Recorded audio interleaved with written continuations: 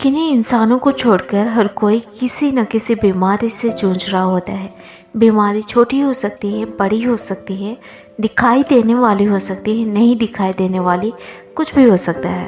पर परेशान हर कोई होता है, परेशानी हर कोई को होता है। बीमारियों से छुटकारा पाने के लिए आप अच्छे अस्पतालों में जाते होंगे, लेकिन हो सकता है कि सारी जगह पर सिर्फ निराशा ही मिली हो। बहुत खर्चे किए पर कोई फ़ायदा ना हुआ हो।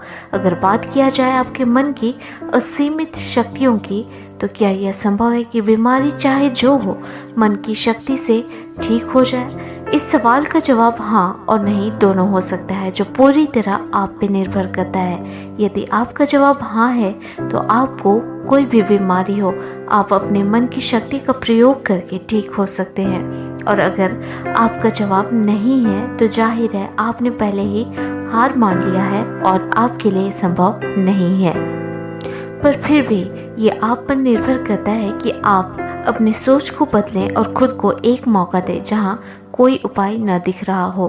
तो बात करते हैं मुद्दे की। जैसा कि आप भली भांति जानते हैं, हर चीज़ की कीमत होती है।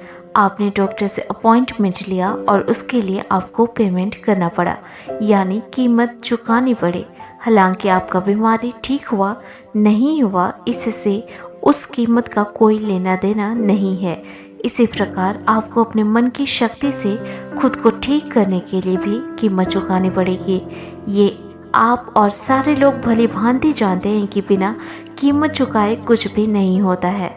तो आपको मन की असीमित शक्ति का इस्तेमाल करने के लिए निम्न चीज़ों को कीमत के रूप में चुकाने हैं। पहला है समय, दूसरा है ध्यान, तीसरा है समर्पण, चौथा है निष्ठा और पांचवा है अटूट विश्वास। जी हाँ, आपको कीमत इन रूपों में चुकाने हैं। अगर आप सचमुच पूरे मन से यह चाहते हैं कि आप अपने गंभीर से गंभीर बीमारियों से छुटकारा पाएं, तो आपको यह हर हाल में करना ही है। आइए जानते हैं कि आपको क्या करना है। सबसे पहला कदम है कि आप मानसिक रूप से खुद को तैयार करें। ये मन में रखें कि आप असीमित शक्ति से ठीक होने वाले हैं। दूसरा कदम है खुद के लिए समय निकालना और समय को निर्धारित करना, जैसा हम प्रार्थना या पूजा करने का एक निश्चित समय रखते हैं, बिल्कुल वैसे ही।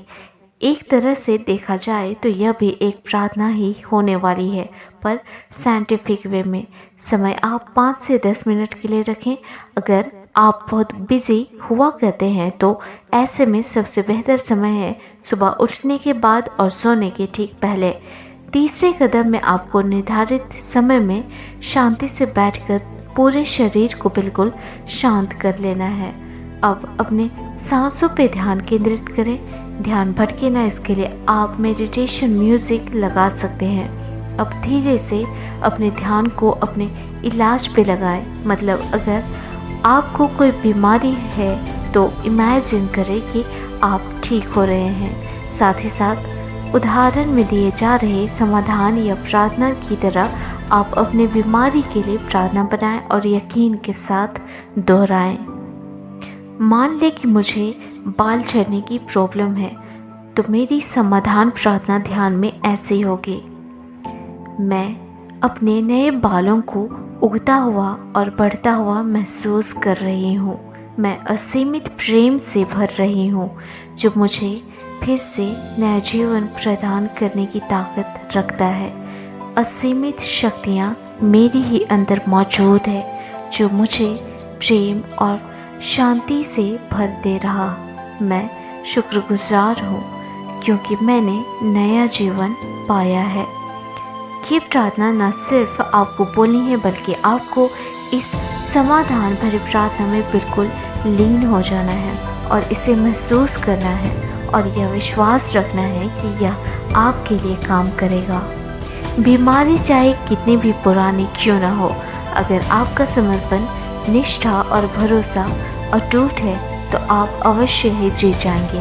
इतना करने के बाद आपको भरोसा रखना है और अपने गहरे मन से दिशा निर्देश के लिए तैयार रहना है। हालांकि आप अपने मन की शक्ति के बारे में नहीं जान रहे या नहीं देख पा रहे, पर अगर आपको विश्वास है तो यह आपके लिए 100% काम करेगा। शक ना करें। ये बिल्कुल वैसा ही है जैसे हम हवा को नहीं देख सकते लेकिन हम विश्वास करते हैं कि ये है। ऐसे बहुत से उदाहरण हैं जिसे हम अपनी आँखों से बिल्कुल नहीं देख सकते हैं पर यकीन करते हैं कि वह चीज़ हमारे बीच में मौजूद है।